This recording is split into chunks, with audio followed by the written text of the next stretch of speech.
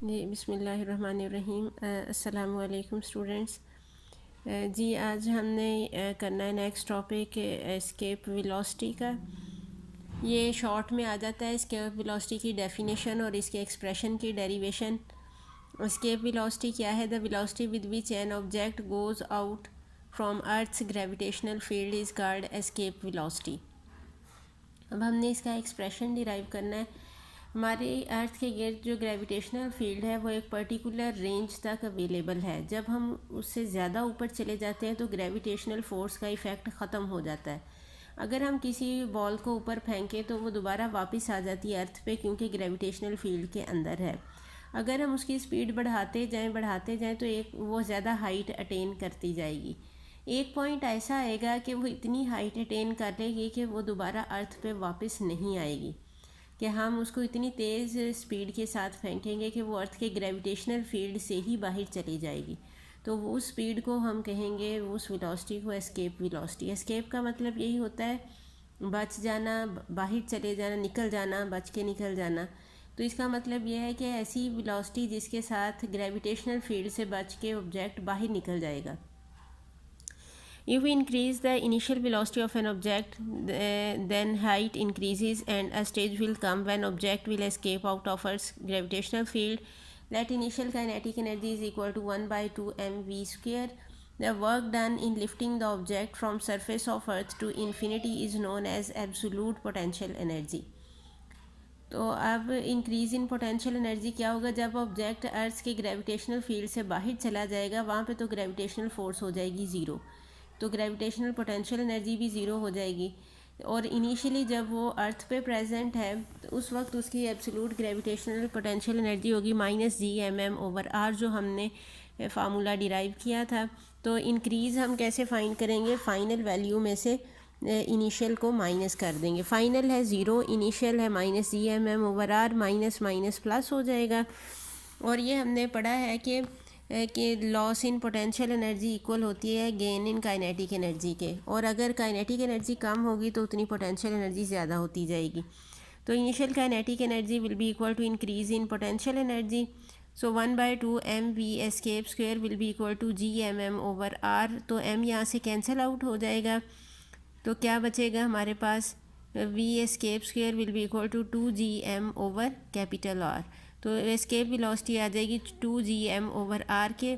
इसी एक्सप्रेशन को हम ग्रेविटेशनल एक्सेलरेशन की फॉर्म में भी डिराइव कर सकते हैं, इस तरह से कि किसी भी बॉडी का जो वेट होता है वो mg के इक्वल होता है, और ग्रेविटेशनल फोर्स उस ऑब्जेक्ट पे जो एक्ट करेगी दैट इज़ Gm1 m2 होता है। तो कैपिटल M हम लेंगे मैस ऑफ अर्थ और स्मॉल m है मैस ऑफ द ऑब्जेक्ट, तो Gmm/r² हो जाएगी।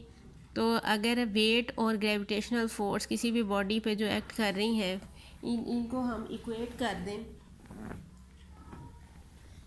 तो हमारे पास क्या आएगा? mg will be equal to Gmm/r²।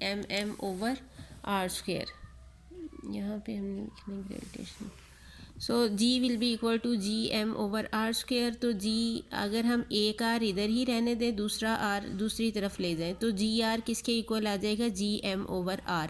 ऐसा हमने क्यों किया है? क्योंकि इस फार्मूले में Gm/r की जगह हम ये वैल्यू पुट करेंगे gr, तो हमारे पास ये 2 एज इट इज़ साथ आ जाएगा। Gm/r की जगह हमने gr पुट कर दिया, तो ये फार्मूला निकल आया हमारे पास एस्केप वेलोसिटी का।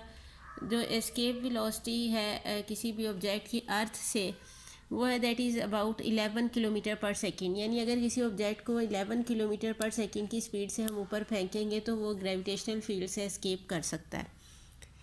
नेक्स्ट है law of conservation of energy. ये शॉर्ट क्वेश्चन में भी आ जाता है, शॉर्ट में आएगा तो जस्ट आपने ये इसकी स्टेटमेंट लिखनी है। अगर ये लॉन्ग में आएगा तो फिर इस तरह से आएगा, state and prove law of conservation of energy. Law of conservation of energy क्या है? Energy can not be destroyed nor created, it converts from one form to another form but total energy remains constant.